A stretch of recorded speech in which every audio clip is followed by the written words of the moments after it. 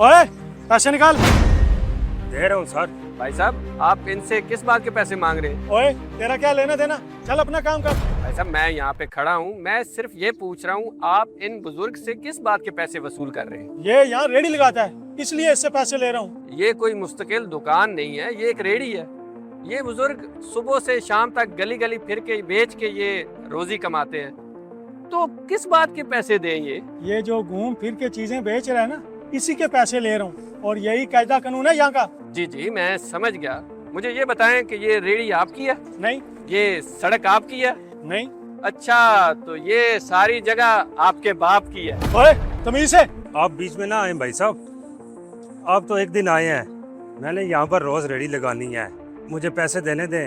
ये गंदे लोग हैं, इनके मुंह ना लगे। चुप रहो चाचा, आप जैसे लोगों की वजह से ये सर पे चढ़ते हैं।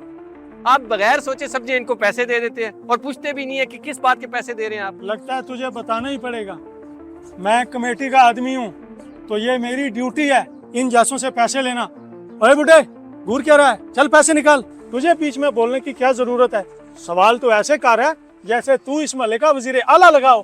चलो बुढ़े निकाल पैसे। ये क्या गुंडागर्दी लगा रखी है तुमने? ये चाचा तुम्हें 1 रुपया भी नहीं देंगे, निकलो यहाँ से। ज्यादा बातें मत करो, मेरा दिमाग ना चाटो, मुझे इससे अपने पैसे लेने दो, समझे? ओए चाचा घूर क्या रहा है, पैसे निकाल, और इससे ना ज्यादा रिश्तेदारी ना पाल। इसे चीज दो और ये जाए, और मुझे दो पैसे, मैंने आगे जाके भी काम करने हैं। मैं मानता हूँ तुम कमेटी के बंदे हो, लेकिन इस तरह जबरदस्ती पैसे मांगना ये बत्ताखोरी है, और तुम्हें पता है ये सब कुछ करना इस मुल्क में कानूनन जुर्म है। तू शायद मुझे जानता नहीं है, मेरा भाई डीसी ऑफिस में ऊपर बैठा है, मैं चाहूँ ना तुझे 1 मिनट में यहाँ से उठवा दूँ, समझा? निकल यहाँ से। DC office?